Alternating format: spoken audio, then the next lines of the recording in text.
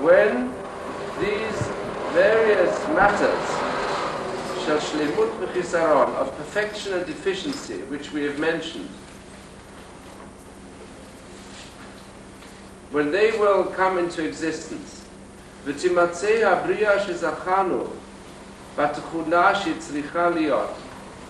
and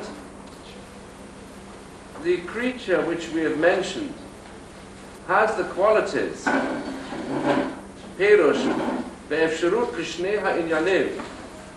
with the possibility to strive for perfection or to suffer deficiency,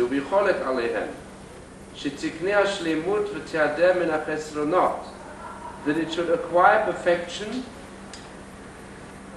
and avoid the deficiencies, and that it should have the means to fulfill this.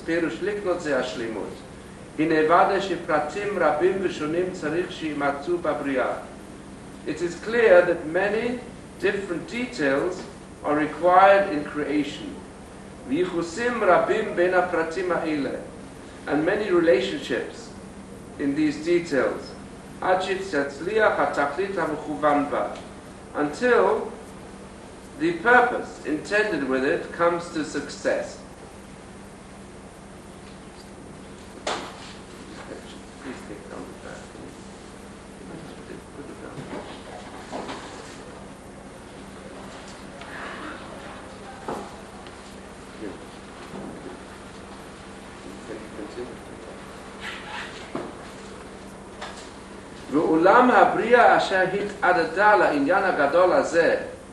The creature which has been prepared for this great matter, which is to cling to him, may his name be blessed. This is called the main creature.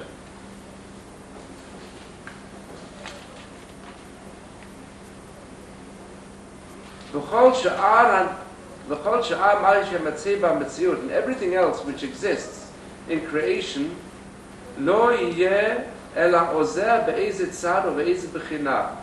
is only there to help in some manner, for this purpose.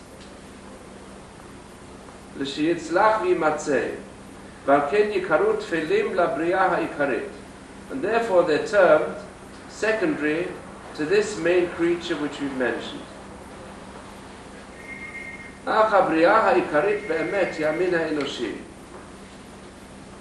The creature, this is the human species. All other creatures, be they lower or higher than him, only for his sake, to complete his needs. According to all the different categories which are fit to be found with them. As I will still explain in greater detail.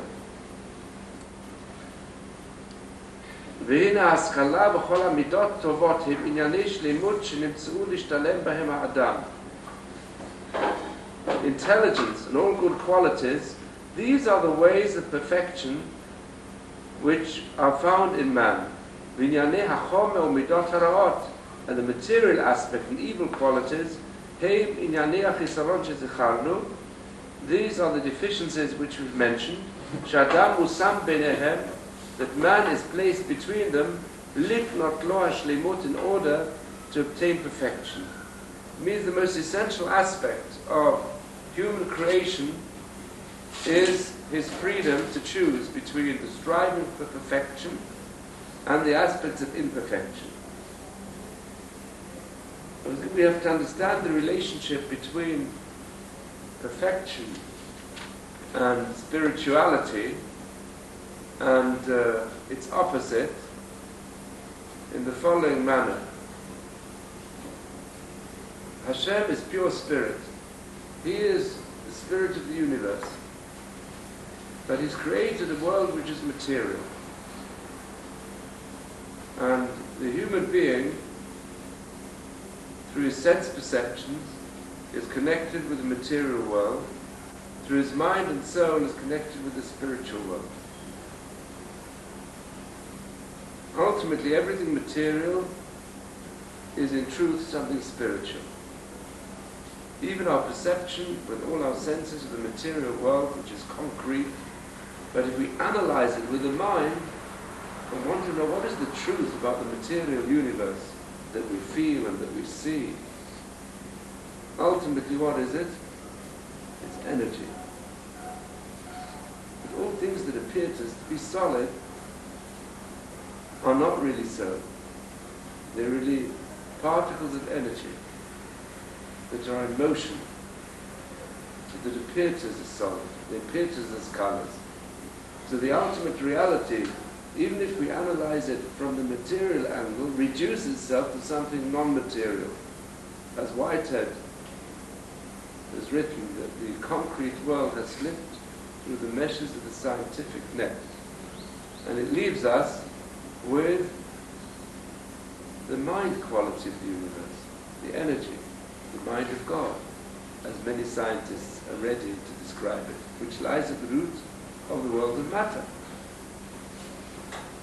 So, ultimate truth, ultimate perfection is in the spiritual realm. But it appears to us as something material. This is the Tzimtzum HaShekhinah. Really, God's presence is everywhere. It says in words of the Kabbalists, the mystics, that Leit Ata Aloi Vimei. There is no place which is free from the power of Hashem. This concept is based upon the verse in the Chumash, Eid Od Levado. There is no other power apart from Him. Ultimately, there is no other existence apart from Him, because everything is contained in Hashem. As the sages also say, Baruch Kvod Hashem Yimkomo, the glory of Hashem is blessed from His place. It means, Hu Makomo Shel Olam, He is the place of the universe, and the universe is not His place. That means, the power of Hashem lies at the root of every material aspect of the universe. So Hashem is the one at the same time Mamalik Kol Almin, He fills all the world, and He's also Sovev Kol Almin, He also surrounds all worlds. So He's given us a material world which has a limited reality. And therefore the creation which is described as Kriyato ex nihilo is Yesh Me'ayin, as creation of something from nothing, is described by many of the Mekubalim as being ultimately the creation of Ayin Me'yesh, nothing from something. In other words, of a lower reality from a higher reality, of a lower material reality from a higher spiritual reality. Now man is that being who has his connection with the material world as part of it, but he also has, through the power of his soul, which is the breath of Hashem, the ability to link up with the mind of the universe and to recognize the ultimate truth. So the striving for perfection within the human being is clinging to Hashem. The imperfections of the human being are connected with the material aspect. The striving for perfection is not just a religious or intellectual experience of gaining truth, but it's at the same time also a moral experience, because the ultimate essence of Hashem is that He is the one who is all good, which is the meaning of God. He is the one who's constantly giving of Himself to the world. And He's giving the human being the freedom to choose, either to be drawn after the material self and to suppress the spiritual reality, or the other way around, to strengthen the spiritual awareness and allow the spirituality to pervade every aspect of the material self. Therefore, just as we have Hashem's relationship to the world of matter as being the ultimate reality, is the spirit, the relative reality, which is a limitation of the divine spirituality, is the world of matter. So also within the human being, the ultimate perfection of the human being, as far as he can reach it, is strengthening his spiritual awareness, and the imperfections are connected with the material world. Now, that is one teaching here. Now there's a second teaching here, which is really a subject of dispute. But the Moshe Chaim Luzzato follows the view that all created beings were created for the sake of man. And even the most distant beings are also ultimately for the purpose of the great perfection of the human being. This is one of the views that are described in some words about thinkers, but the Rambam, Maimonides, and other thinkers dispute this. They say there can be all types of purposes that the Creator has in mind in creating the macrocosm with its billions of stars, and the microcosm. And there may be many purposes that the Creator has in mind that we do not know of, which are not connected with the human being. But his view, the view of Moshe Luzzato, is that ultimately the human being has a great influence upon the cosmos and has a unique place in the cosmos. And the vastness of the cosmos is also for his purpose. Well, this would raise the question, what's the purpose of many stars and so on? The sages do say that ultimately the human species is going to increase and all the saints are going to have stars. Each one's going to have a star to himself. However we are to understand this, there's an interesting essay of Ari Kaplan concerning this question of extraterrestrial life. And the whole question of the vastness of the universe is raised in the 8th chapter of Tehillim, which says, "When I behold your heavens, the work of your fingers, the moon and the stars that you've established, then what is man that you consider him?" I mean, what's the point of making man the center of the universe if we start looking at the stars? This was a question which was raised already by David HaMelech and has become emphasized in the modern age when we've actually explored the vastness of the universe. We think, what's purely man? Is it less value than an insect? And man thinks he's the center of the world. If you look at But David HaMelech continues, he says, "Yet you have made man a little lower than the angels. You've crowned him with glory and honor. You made him master of your creation. You placed all under his feet." In other words, size and quantity are meaningless to the infinite God. The human brain is more complex than the greatest galaxy, and it contains more information than the entire observable inanimate universe. And beyond that, man is endowed with a divine soul that towers even over the highest angels. So, the Pastor Kreskas concludes that there is nothing in the Torah to preclude the existence of life on other worlds. It's quite possible. And the Talmud speaks about God flying through 18,000 worlds.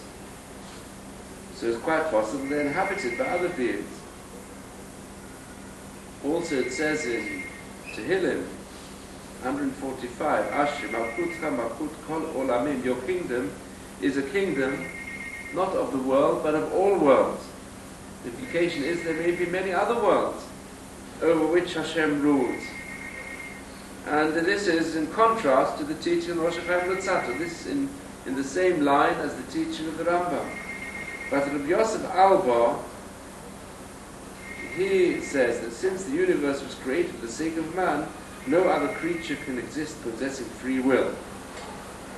That's his opinion. Then there's the opinion of the Sefer HaBrit, who states that extraterrestrial life does exist, but does not possess free will.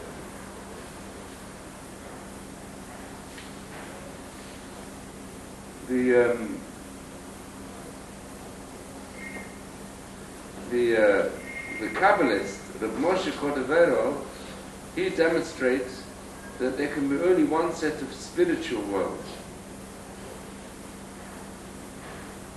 Because God would want to maximize the number of recipients of His good. His very unity precludes the existence of more than one such set. But the basic premise of the existence of extraterrestrial life is supported by the Zohar.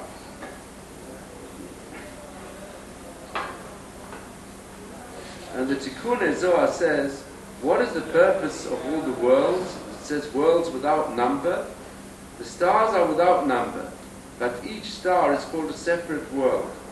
And it says that Tikkun Zohar, every tzaddik will rule over a star and will have a world to himself.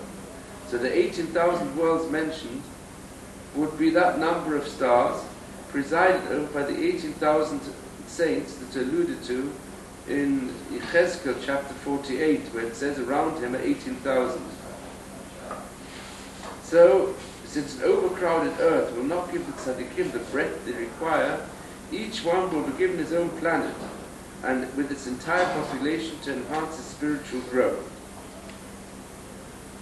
But have its growth or his growth? His growth. So anyway, this teaching predicts the event of space travel, and it provides us with at least one of the reasons why space flight would be inevitable as part of the prelude to the Messianic age.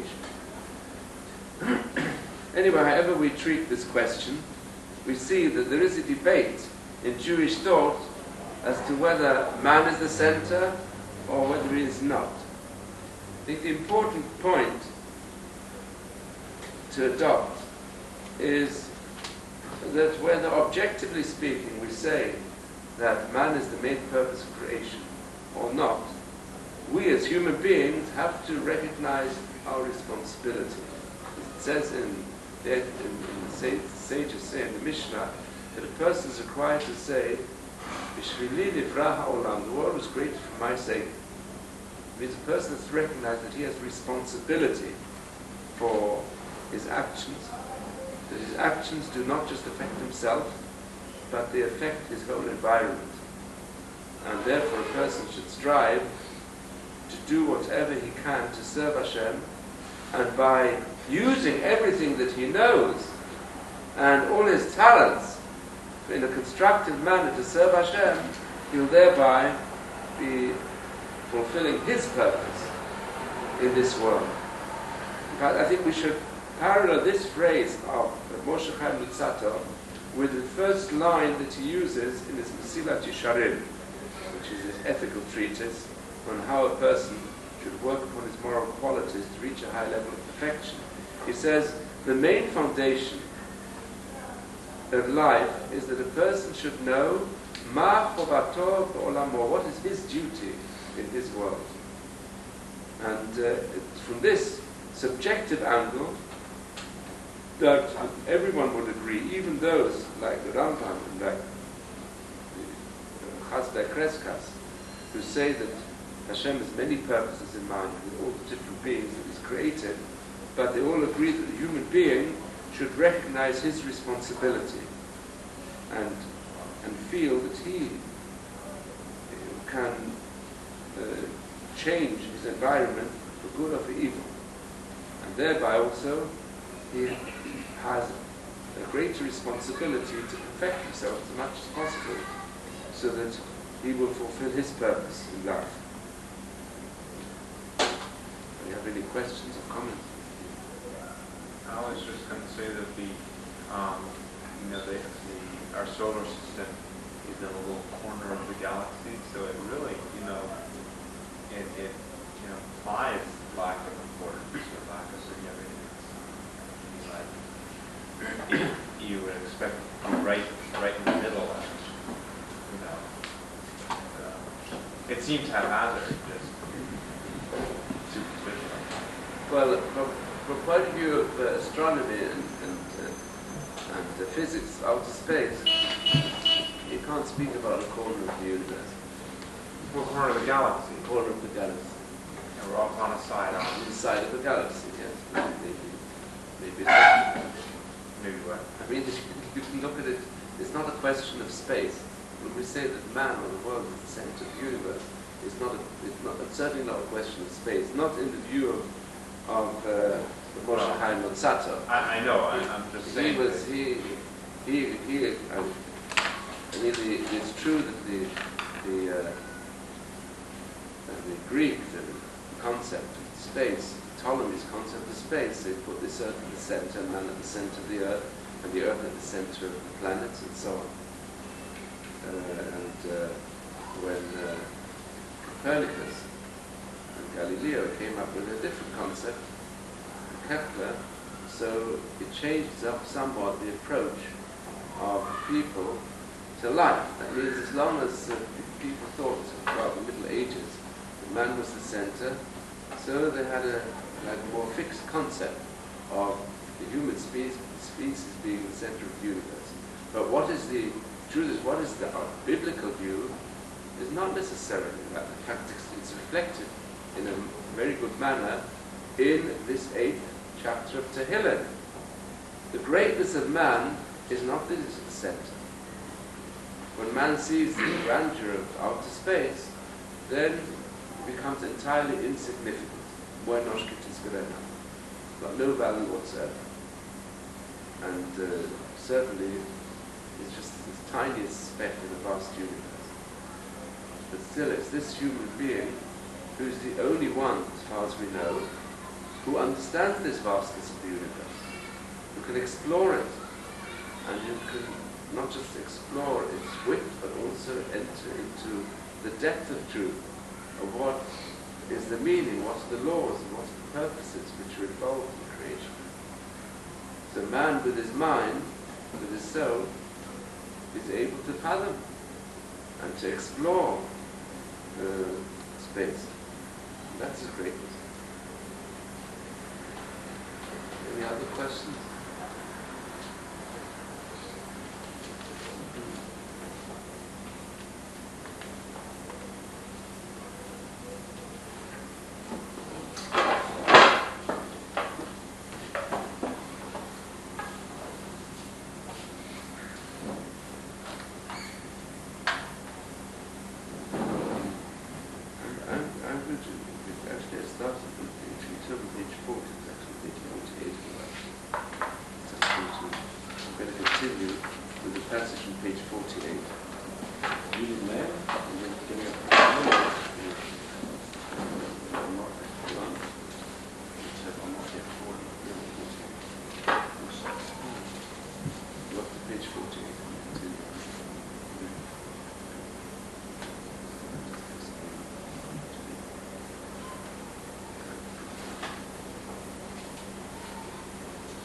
Now we've explained that the first chapters of the Chumash describe to us the ideal situation of Adam as he was created by Hashem, with the power to choose between good and evil.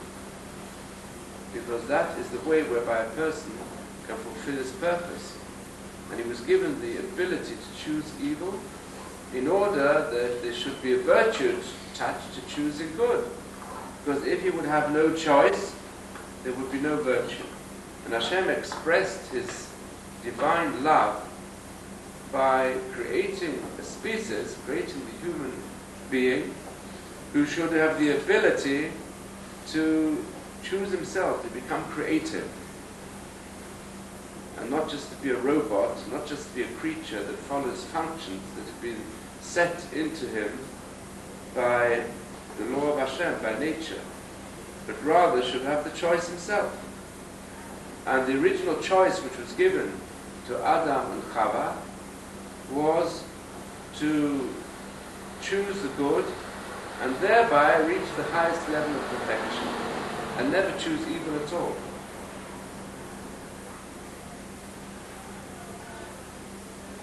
And then he continues here in chapter Zayin, "V'tzarich sheteda," you should know, שאף על פי שאיננו מרגישים לנשמה בגוף פעולה אחרת זולת החיות והשכלה. Normally, we feel that the soul which is in the body has a vital power which keeps us alive, It also has power of consciousness, of intelligence. But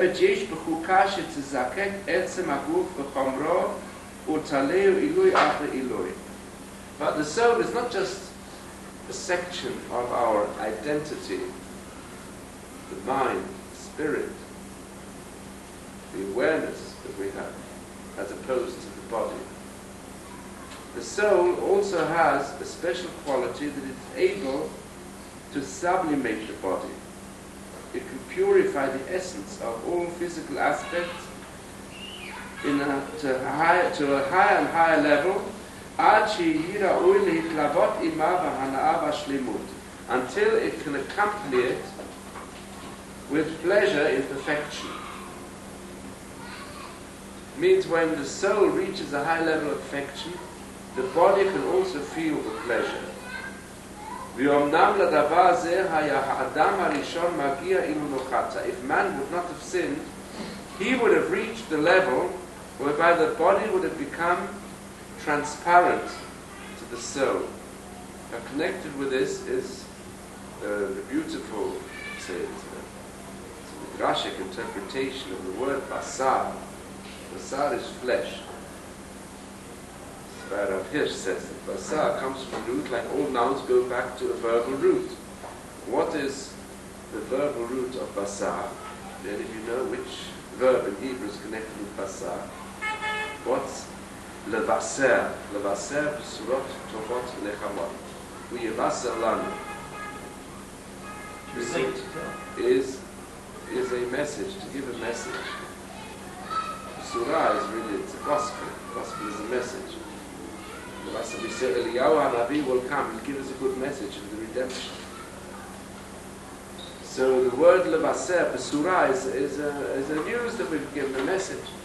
So levaser is a message. Why is the flesh called basar? Because the flesh should really give over the messages of the soul.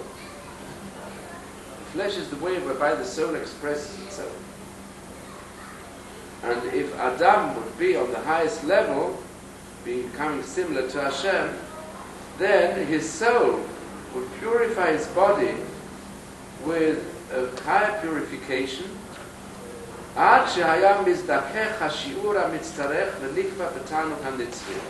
until he would reach the level to partake of eternal bliss constantly.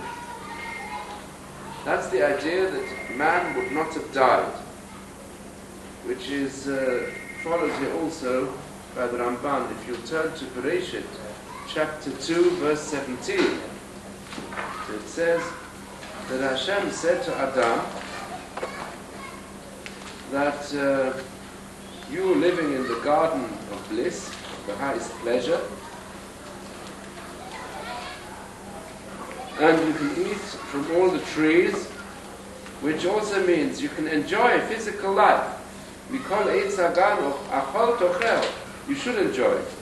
But from the tree of the knowledge of good and evil you shouldn't eat, for on the day when you eat from it you will surely die. The Ramban says like this: by the time you eat of it, you will be condemned to die. This doesn't mean that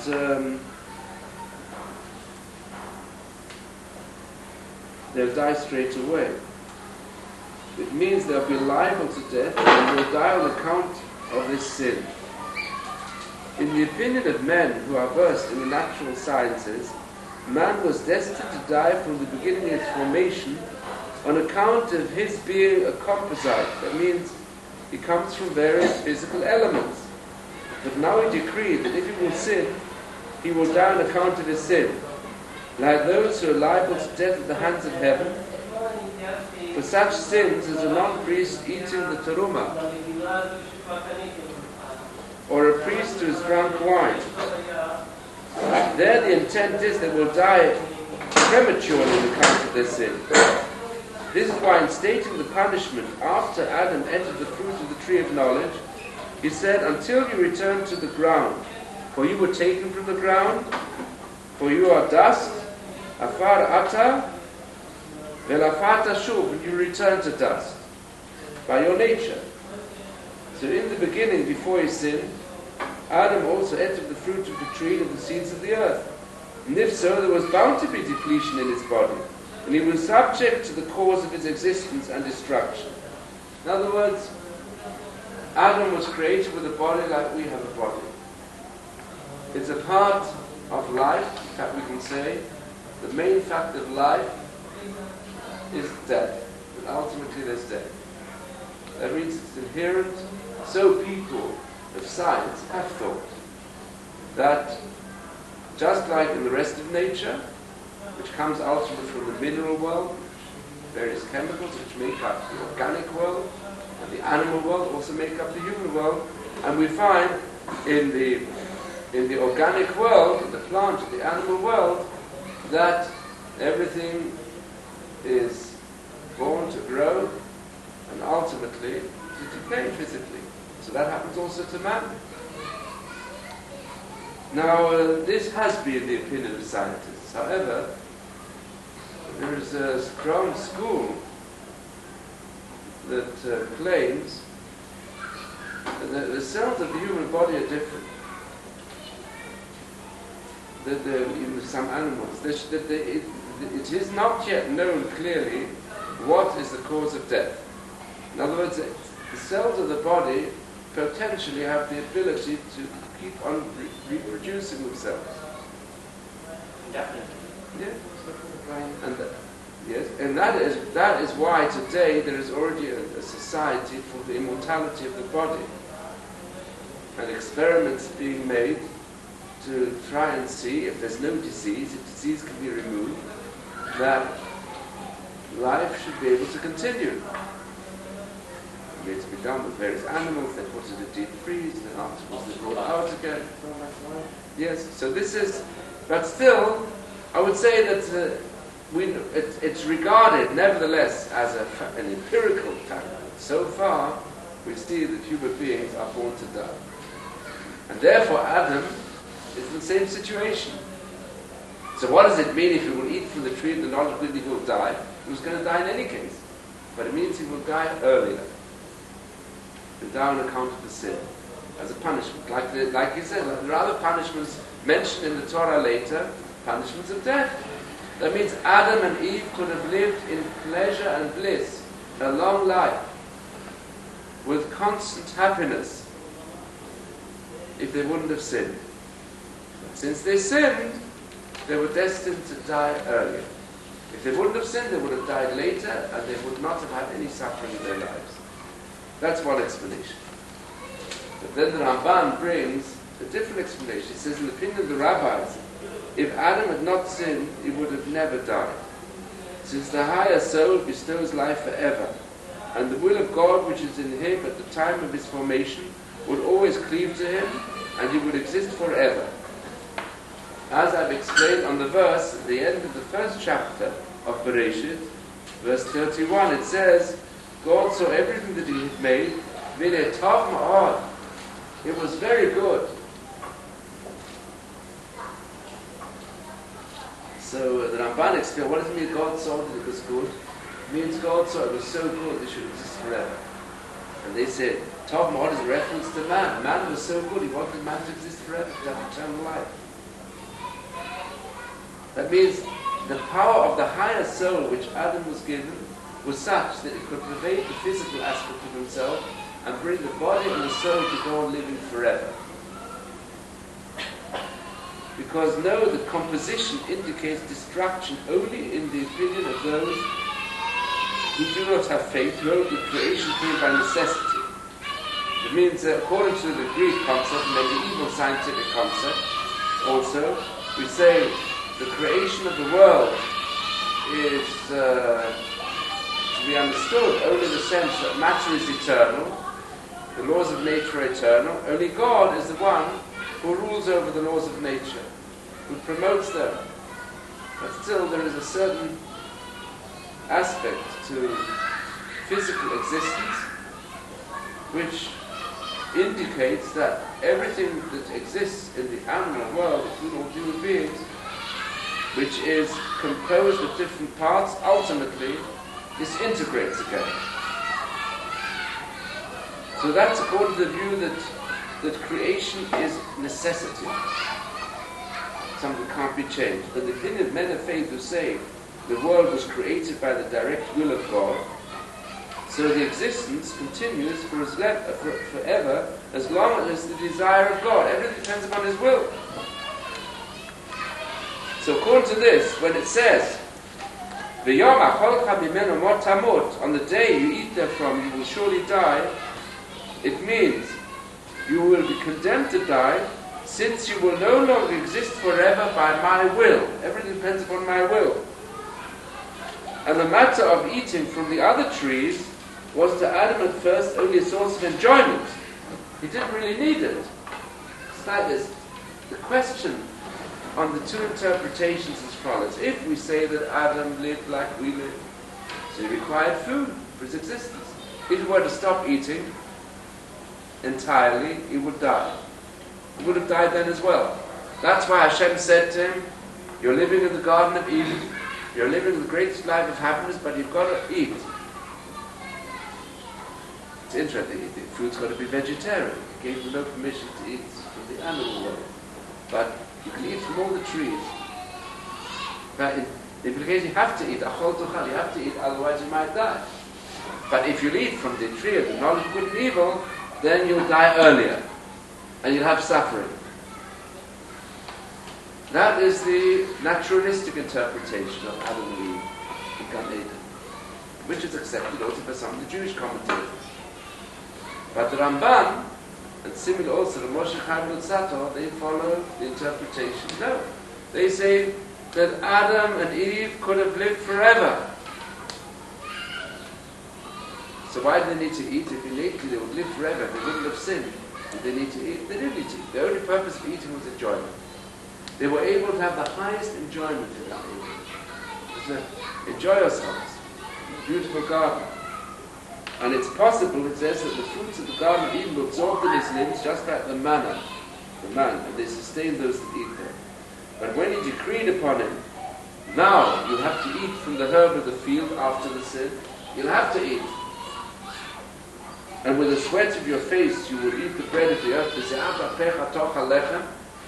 That was already essential. Before, food was for enjoyment. Now, food will be necessary for survival. From now on, the Garden of Eden is a lifestyle which brings the body to the highest level of pleasure by being pervaded by the powers of the soul and the spirit. But when the sin comes, then begins the struggle for existence. And without struggling, with the sweat of your brow, you will die. And with the sweat of his face, you'll eat the bread of the earth. So this food became a cause for decomposition. Since man is dust, and dust he eats, and the dust shall return. But beforehand, he didn't really eat dust. Beforehand, he ate for enjoyment, for pleasure. So these are the two ways of interpreting the episode of Adam and Chava. And Moshe Luzzato adopts this view of the Ramban.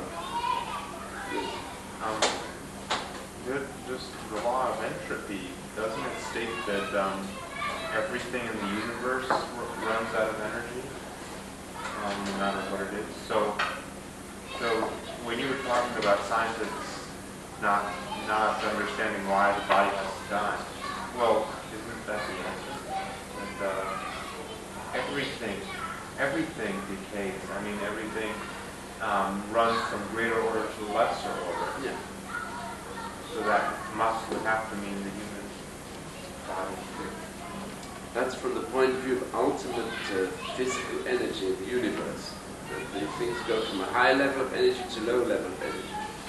But in trying to understand the reproduction of living cells in the human body and also the animal body, this is a debatable question.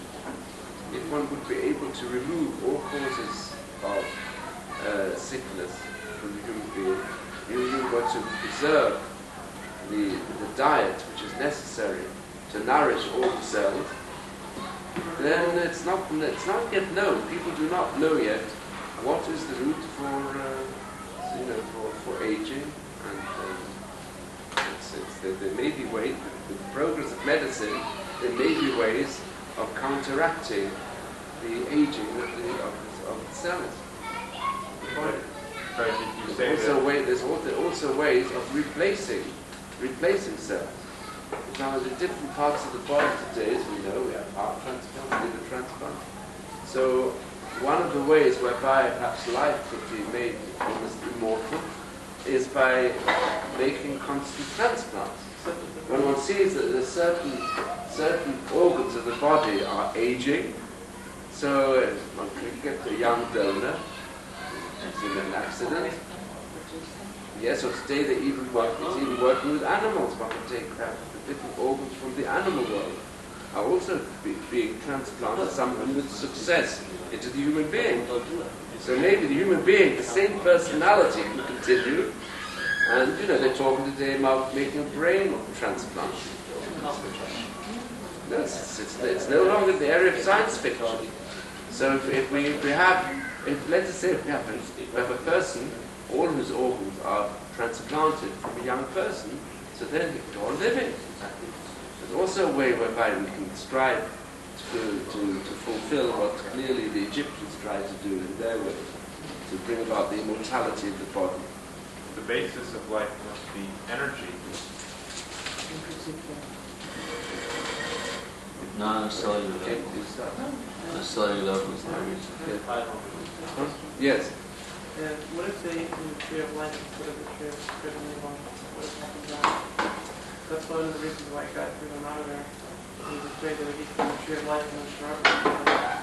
Well, it's possible that the intention of Hashem was that they should eat from the tree of life. Because He didn't give them prohibition to eat from the tree of life. After they had eaten from this is one of the there were two trees in the middle of the garden. One was the tree of the knowledge of good and evil. The other was the tree of life. Now it says you must not eat from the tree of the knowledge of good and evil.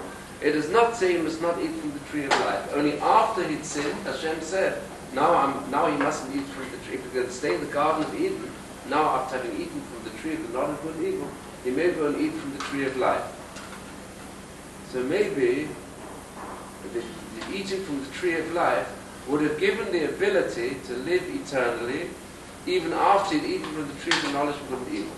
And that Hashem didn't want him to do. Otherwise, perhaps if we want to translate it in our present discussion, Hashem did not want him to go and have eternal physical life whilst his sin is still involved in sinfulness. That means don't go and strive for either the Egyptian method or perhaps the modern method, which some people are thinking of, the immortality of the body, as long, what's it called? Cryogenics, which increase people. What's it called? Cryogenics. Cryogenics. Don't go in practically for cryogenics as long as you're still eating from the tree of the knowledge of good and evil. That means as long as you're still filled with sinfulness. Because thereby you would just abuse mankind and the environment even more. First try in the regular span of life that's given to you, try there to reach a certain level of purity and remove all the impurities as much as you can before you try to lengthen life in this manner. Then the person who perhaps is able to live long will abuse that life to do even more. But still, we'll come back to the Moshe Chaim analysis of this as well, more thoroughly. Yeah. So just a hypothetical question. Yeah. If it were possible to do a total brain scan on a person, a Jew received a brain of a non-Jew, would he still be considered Jewish? Well, ask about the heart. Brains are different. Jewish heart. What happens if a person has a non-Jewish heart in him? Or an Is it a Jewish heart? artificial heart. Artificial heart. Let's say it's got a heart of a chazan in him. What is it? He's still a Jew. Still a Jew. Doesn't matter whose heart he has. He's still a Jew. And he's still the same person he was before, not the person who gave him the heart. But the brain of a person Brain would of- a whole new personality and a whole new Well, no, the brain also. So this, But you gotta do what if you a person, no, but let us say a person has another brain transplant, who is he? Who does he become? He becomes Because somebody else's heart and somebody else's brain. Get confused. It's You can't do brain transplants because there's some parts of the brain that are so small, Well, it's but this size. all right. But partial brain transplant. It's like this. The identity of the person, personality, the mind, lies beyond the brain, and therefore it's the mind. The mind remains the same. So it's a very deep. You know, there's even when people sometimes people will have their limbs amputated, but their mind will still have their limbs. Huh? It's called phantom limb. Phantom limb. Yeah. It's not really phantom. It's the personality aspect of the limb. That the sages say that every limb has its corresponding spiritual aspect, which is sustained by the mitzvah. So the spirit of man, which pervades the different limbs of the body, is above the body. It exists independently of it. And that's also in the near-death experience that people have when they go through resuscitation. They also have the experience of a spiritual body that corresponds to their physical body, although they're outside it. They can see the operation taking place underneath, and they feel for it, but they're not in it. They observe what's going on. So this is the concept. This proves the existence of the mind above the brain. That's why the whole they'd say that 50 years ago, scientists didn't think this. They're analyzing the mind is just really basically a side aspect of the brain. But today it's the other way. Today one knows that the mind exists outside the brain. The thing is, it says somebody had the brain transplant of Einstein. Yes. Would that person become Einstein? Or is he still being, what's it, the brain transplant? You can't do a whole brain transplant. You can only do the part.